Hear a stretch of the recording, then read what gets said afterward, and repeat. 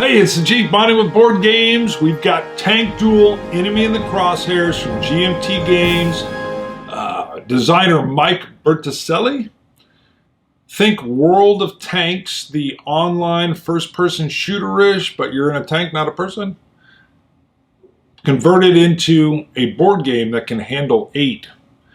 That puts you in the tank, puts you in control of the crew, and throws you into the action. You can smell the cordite and the diesel and hear the tracks. Kind of. All right, let me show you the table setup we've got going here. Now, this is just so I can show you like a little bit of action.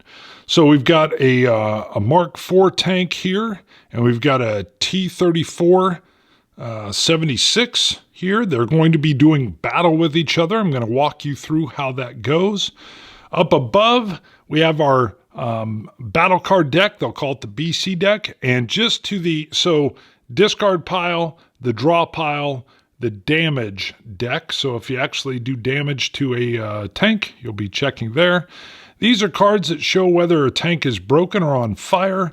And just peeking over here are hill cards. This is a capture the hill scenario. I've kind of grabbed it from the playbook. I mean, not kind of, I did, but I'm going to take some liberties with the story as well, just so we can jump into the middle here. I've got some of the counter setup. You can see the player boards. We'll zoom in on that in a little bit. For both tanks and their crews, and you can see here and here are their cards that they're going to have. They actually probably have a few more cards. I just kind of leaned it down so I can move through, and I'm going to show you some of the action. Before that, however, let me pop up, change my angles, and show you these boards a little bit tighter. We're zoomed in on the T-34 tank board. Let me just start, and we'll go around clockwise. So, beautiful picture of the T-34 itself. The make, model. This flag here corresponds with flanking tokens. You can play this with up to 8 people, so sometimes you'll have a lot of these tank cards on the table, and you need to be able to tell who's who as far as tokens, because they'll be placed, if you flank somebody or somebody has you flanked, that little token goes above your tank. So I would put that on someone else's board. Let me walk around a little bit more clockwise what this is. -5 is just a modifier I'm going to use because this tank is a little smaller, a little lower profile. So I'm going to get a bonus if I'm in battle. This is the range here. Let me slide this down. That's currently, this marker says currently where I'm at. So I'm 600 meters from basically the center of the action. The opponent, the German in this case, he is going to be 400 meters, and I'll show you that when we get to his board. Of course, the range between us is combined. It would be a total of 1,000 meters. So you'll be tracking range and adding it to whoever is shooting at you or whoever you're shooting at. Special armor-piercing rounds that you can have. I'm not going to go into that so much here. I'll stay a little bit higher, not so much down in the minutia. These are spotting tokens. They again will correspond with the opposing tanks. So I have spotted, there were actually 2 tanks in the scenario. I'm just showing you one German tank, but I would have had him spotted, the one that we're going to be shooting at, and I had the other one spotted, but we can pull that out of there for now. So this is just if you have tanks spotted. Again, if they had me spotted, I'm tank 2. So the Germans may be showing that they've got me spotted with the 2. This is a beautiful marker or chart, which is right on the board, which shows the type of gun this tank has, and it'll give you the range. So we already know my range is 1,000 against this German tank. I'll show you their board in a second. And the key would be, you can see to hit, I'm going to need a 66. Cards are everything in this game. We'll get into that in a second. And the penetration strength of this round at that range is a 7. We'll get into that later as well. And if I were going to explain these armor-piercing rounds, I would get a +2 added on to that 7. We won't go into those now. Looking a little lower as we go around the clock, this is actually if somebody's shooting at my tank. So they would do a card check, which would tell them based on the number on that card if they're going to hit the track, the hull, or the turret, depending on if I'm flanked or not. So the front of my tank has much better armor. But if I'm flanked, this is the penetration numbers that they would need. So here it's showing my penetration, and we will be having this T-34 shooting at the Mark IV, so that you'll be paying attention to that. And on the Mark IV tank, we'll be looking at this. But we'll get into that in a second. This particular tank, we'll set up the scenario in a second, played an initiative card. All right, everybody plays cards down, and all we're looking at for turn order is the number that's on that initiative. In this case, 20. You could ignore everything else on the card but the 20. Some other cool things is that this poor guy was stuck in the mud.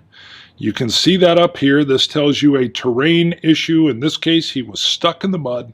He got fired upon, and when he was fired upon, he caught fire, and the crew is broken.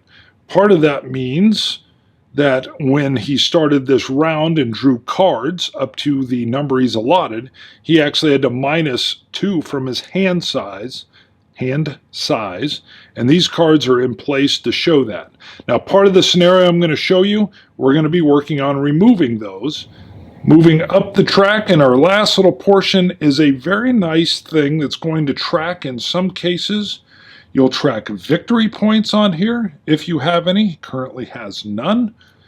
You will also track your fire and move. Now, in this case, the number is 7, so both my counter for the move level and my counter for the fire level is on the same location. When we get to the Mark IV, you'll see where it's different.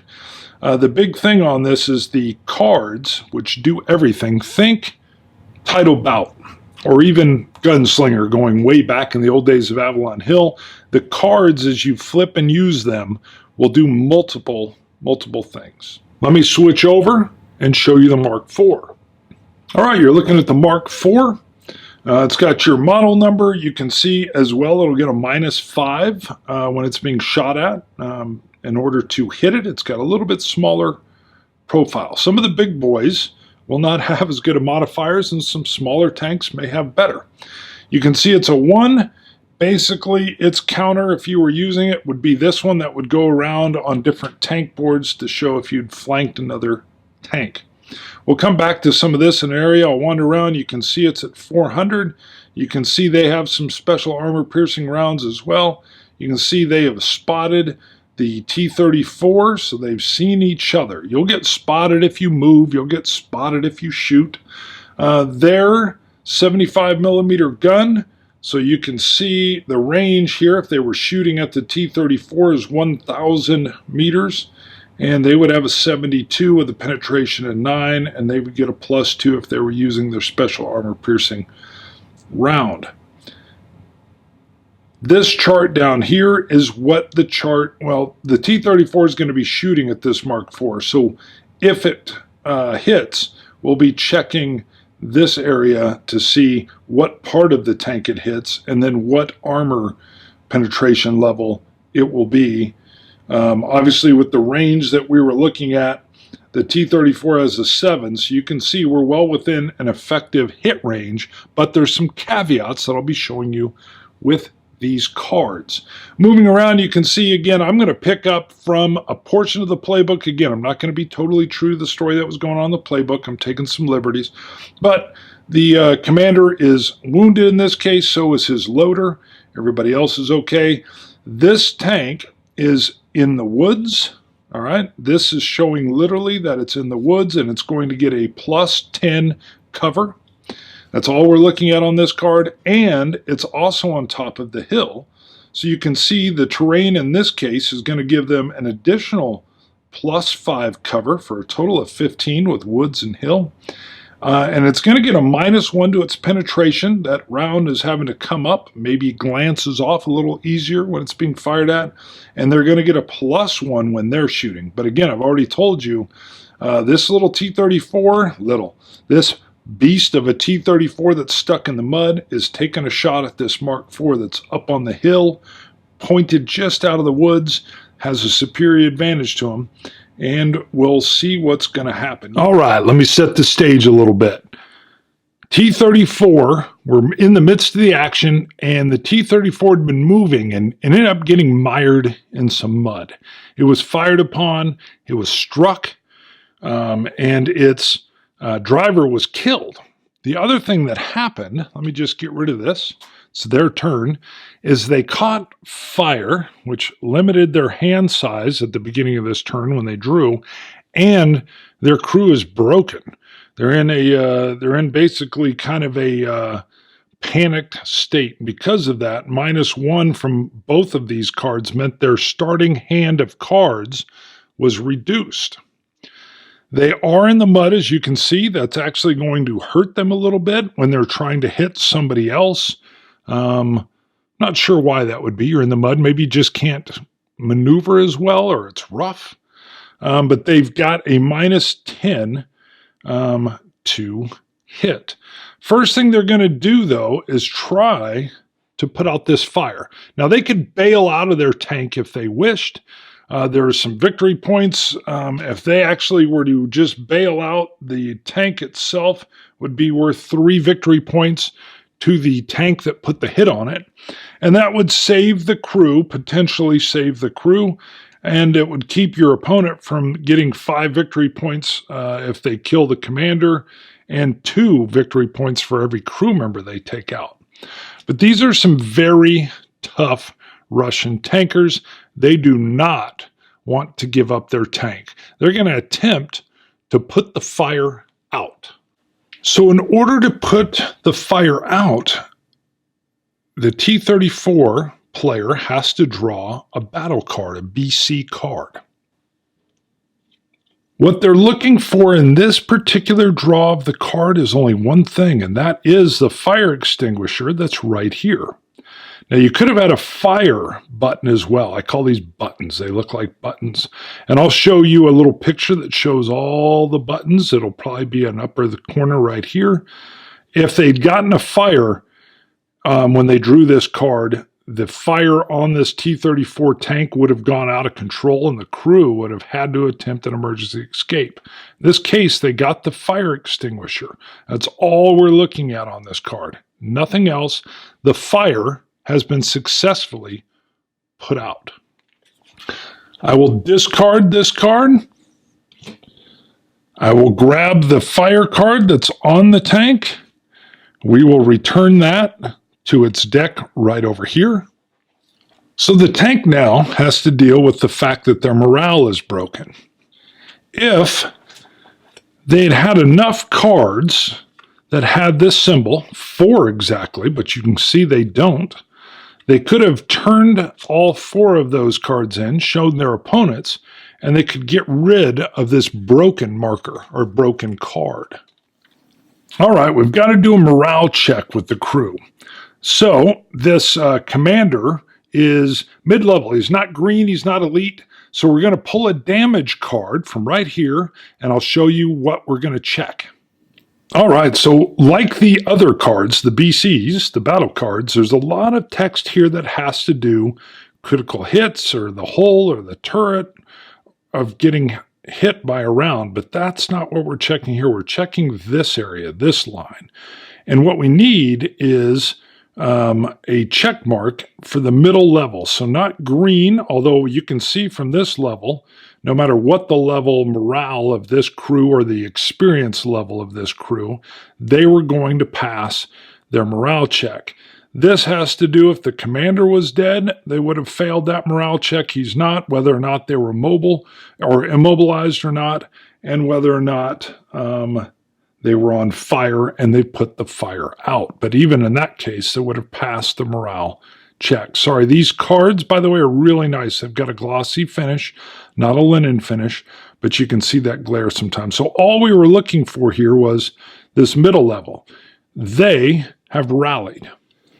So because the T-34 crew, the Commander S, seasoned, although you saw they passed on either level, but they've passed their morale check. Had they failed that morale check, the crew would have bailed out. Their morale is broken, time to run, we're getting shot at.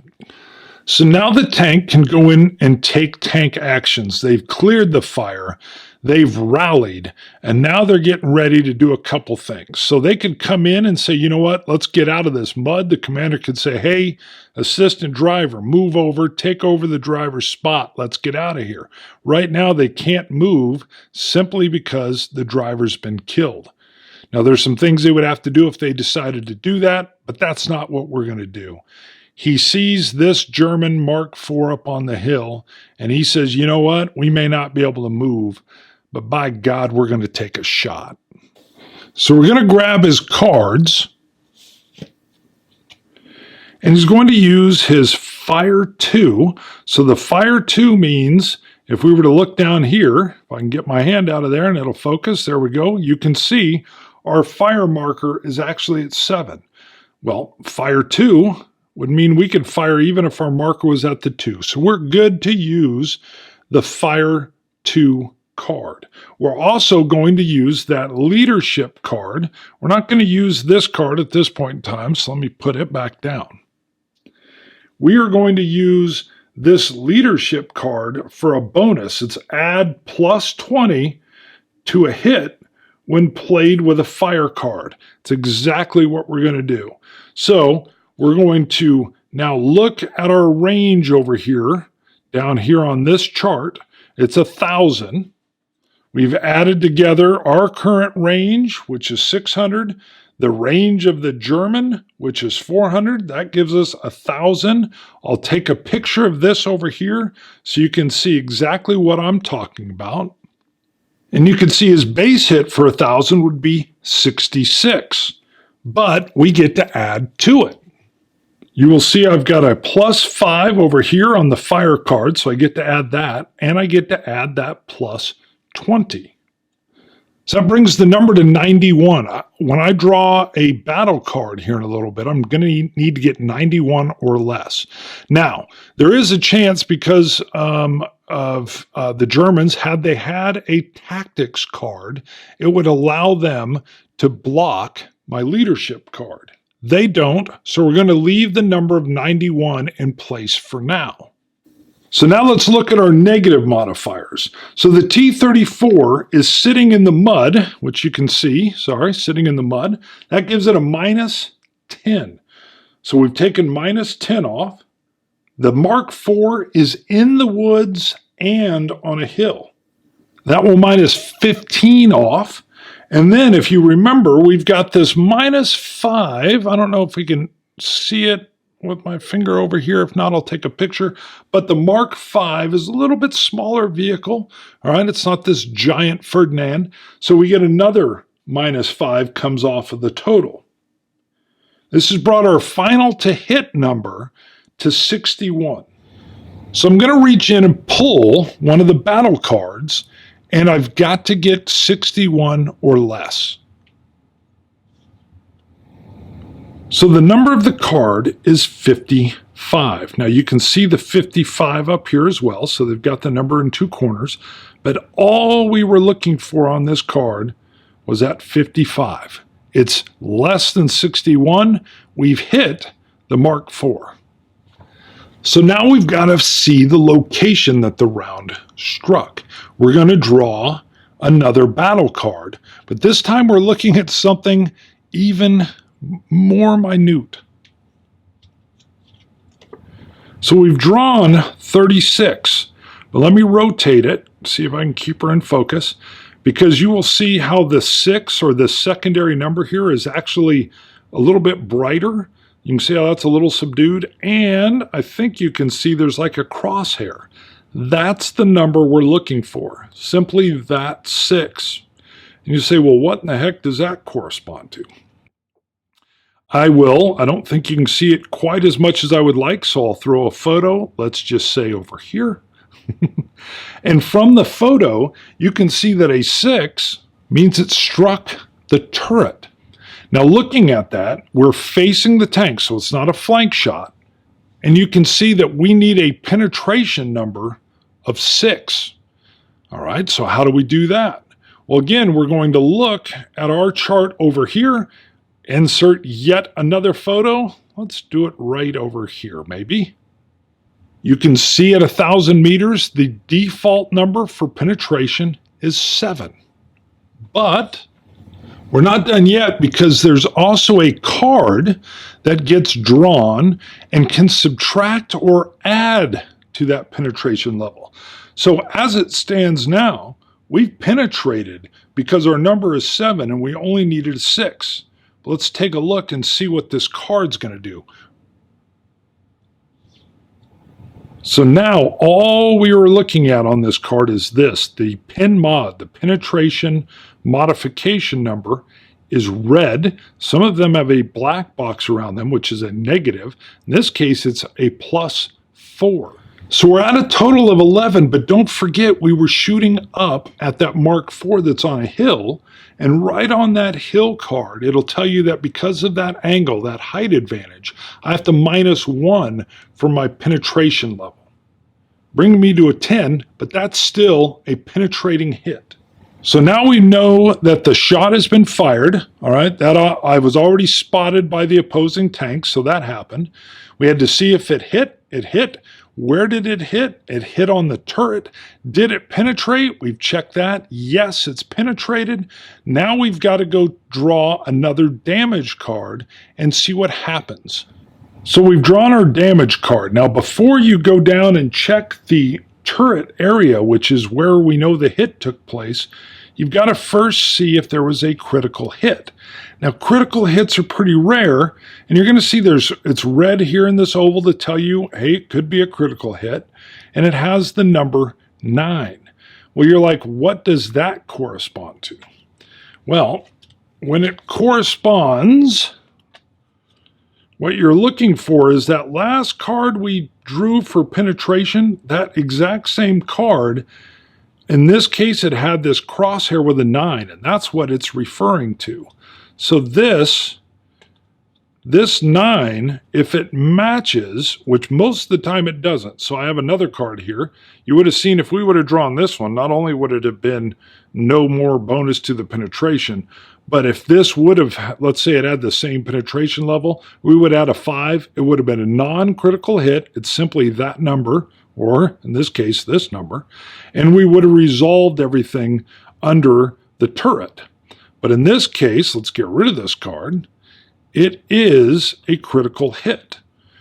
All right, and now we're going to resolve everything that occurs in this text box.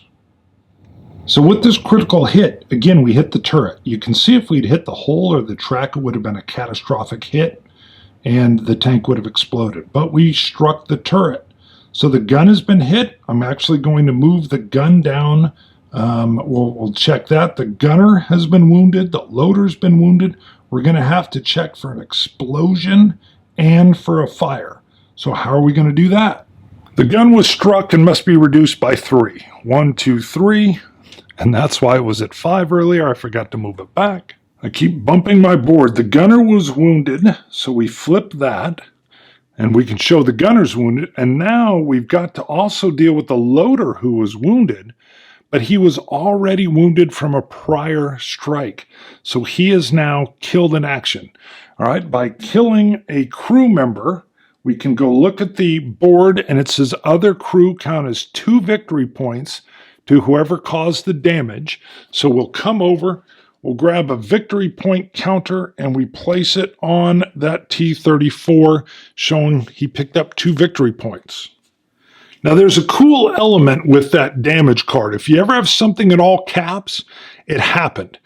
If you ever have something that's mixed, lowercase, uppercase, in this case just explosions, capitalized, or the E, you have to draw a card, a battle card, and check those little buttons and see if the explosion mark comes up. So we've drawn this card, all right, and all we're checking is right here for an explosion. Now this says an explosion happened, so this tank blows up. Now we were going to have to check one more card, and we would have been looking right here in case there was fire, but we no longer have to do that. This tank has blown up, and the crew is going to attempt to do an emergency escape. So now we're with this crew, and the commander, whoever's controlling this board, says, yep, they're going. I'm going to try to get my crew to escape. I'm going to lose the tank. The tank itself is blown up, and the vehicle is worth 4 victory points to the Russian, or to the unit that shot at him. So 1, 2, 3, 4. We're going to add that there. And now we're going to start trying to have the crew members escape one by one under orders from the commander. Anybody that's wounded has to pull 2 cards. And all we're looking for again is that explosion button. If the explosion button comes up, the crew member did not successfully escape. First, the driver's going to try to crawl out. We pull the card. There is no explosion button. That's all we're looking for. The driver has successfully escaped. We're going to pull one for the assistant driver.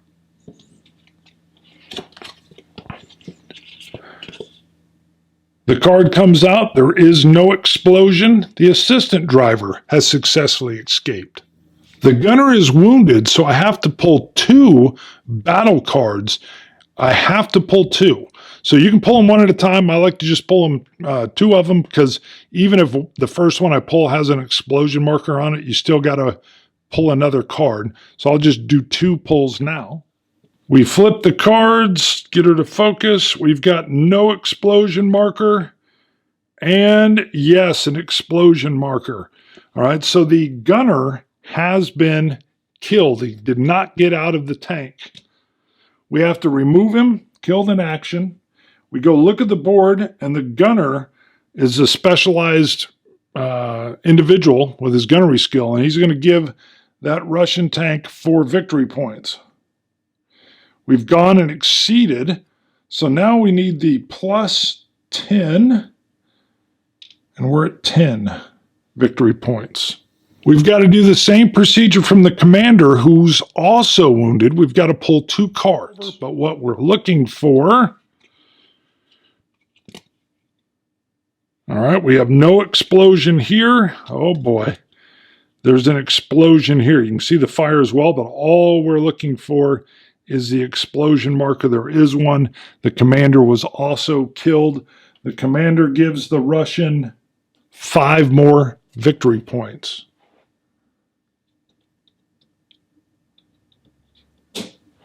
So this tank is blown up. All right, it's out of the fight. However, this will be removed, and at the start of this player's next turn, they'll draw in a new tank card. They're back at the starting area, 1,000 meters, and they're back in the game. So there's no player elimination here. That is a short kind of playthrough of how things go. This tank is in major trouble. It's on fire. Its morale is broken. They're stuck in the mud. Their driver's dead. The commander says, "Screw it, we're not running. Shoot." And shoot is exactly how Tank Duel feels. So the designer is talking about his notes about how, I can't remember all the names, but he and a friend were playing a lot of World of Tanks. I've never played that video game, but they were thinking, can we come up with a board game that simulates the feel of the crew in a tank, and the hits and the action and the damage and the terrain and the movement and the crashing together of these steel behemoths. I think they did it. So the reason I even picked the way I filmed this was to drop right in to a play out of the playbook. I played around a little bit, but I've pretty much followed one little section of that playbook. I was like, this has a lot of action and feel.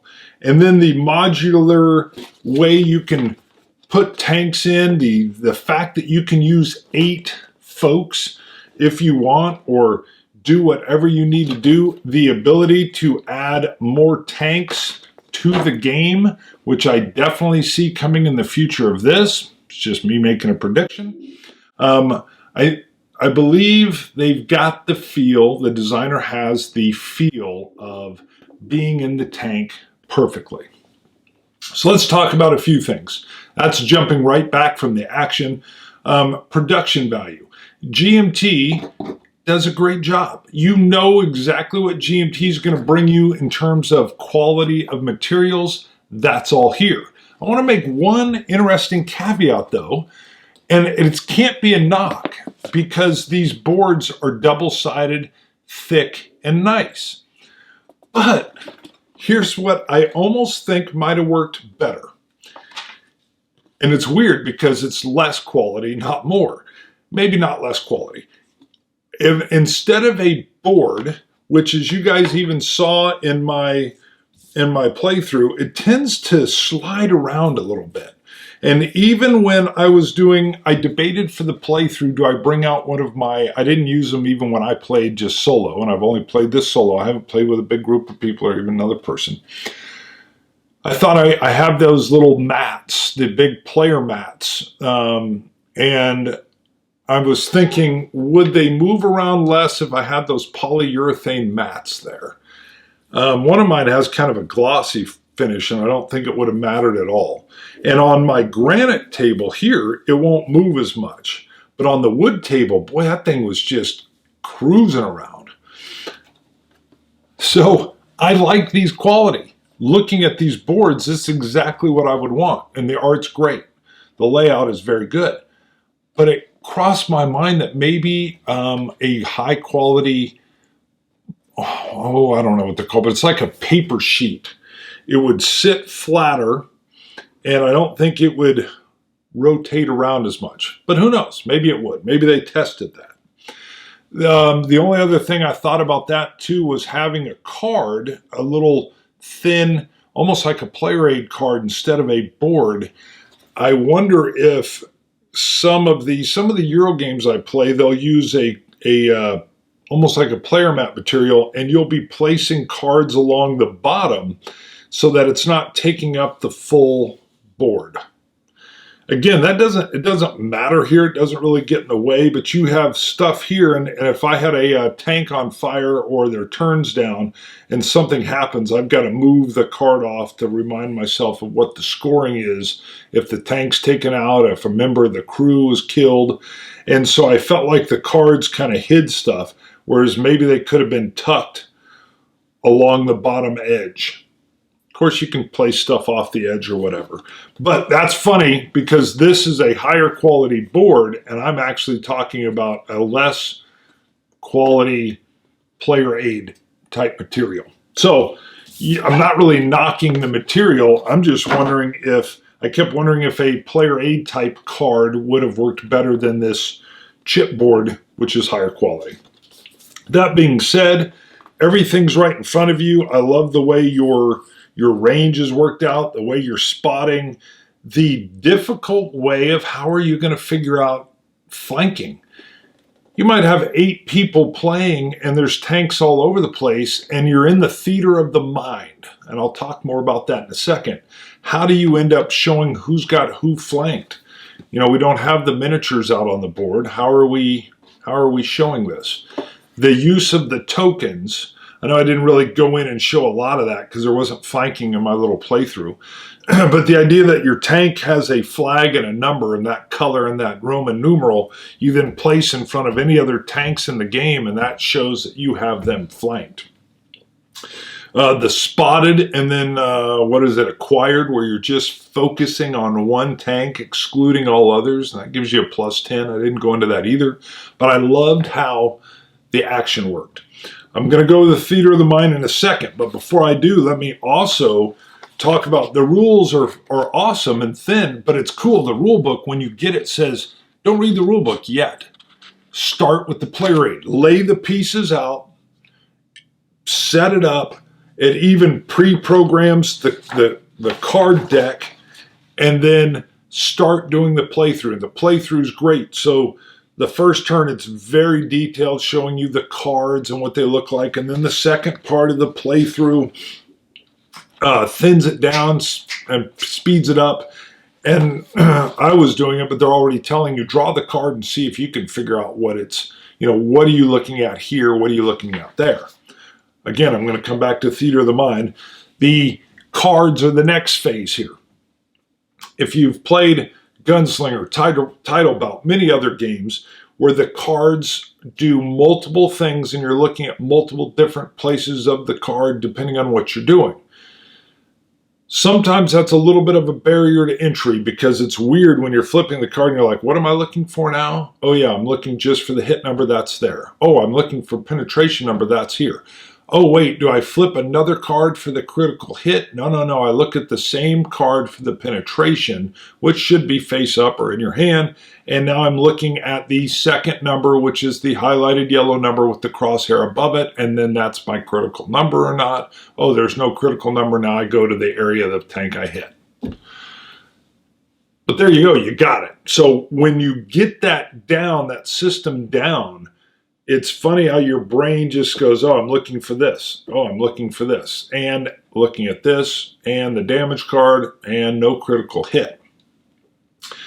So it's not really a barrier to entry, but if you're definitely up and running faster, if you're used to playing games that use cards for multiple things in place of dice.